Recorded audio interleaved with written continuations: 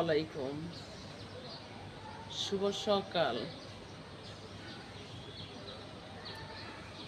যার জন্য আল্লাহ থাকেন তারে আল্লাহ সবসময় দেখেন। আমি যতদূর জানি ও বুঝি বেশিরভাগ আল্লাহ এতিমদেরকে ভালোবাসেন, এতিমদের পাশে দাঁড়ান, জোর জুলুমের বিরুদ্ধে দাঁড়ান। অতটুকুই জানি, বেশি কিছু জানি না। আমি নারী, আমি সবসময় ভালো কাজ করি, ভালো কাজ করার চেষ্টা করি, মানুষের মন জয় করতে চেষ্টা করি ভালো কাজ কইরা। মানুষকে ঠকাইয়া লুটপাট কইরা টাকা দিয়া নয়। আমাদের শিক্ষা মানুষের পাশে দাঁড়িয়ে মানুষের পেটের ক্ষুধা মুক্ত করে, মানুষের দুর্দশা পাশে দাঁড়িয়ে মাথায় হাত বুলিয়ে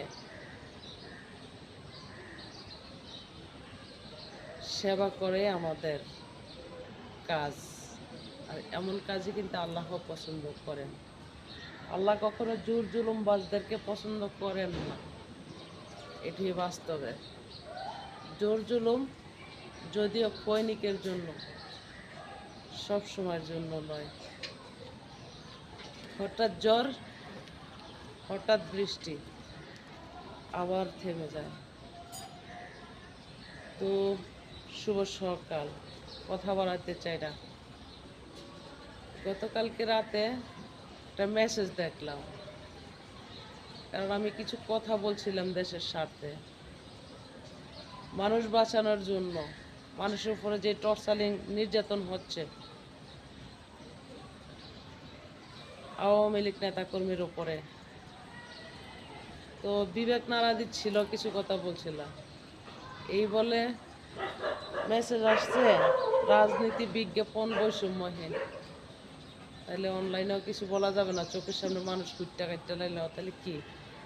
তো ঠিক আছে বললাম না, দুয়ার হাতটা তো আর কেউ নামাইতে পারবে না, তসবিটা তো হাতের থেকে কাইরে নিতে পারবে না।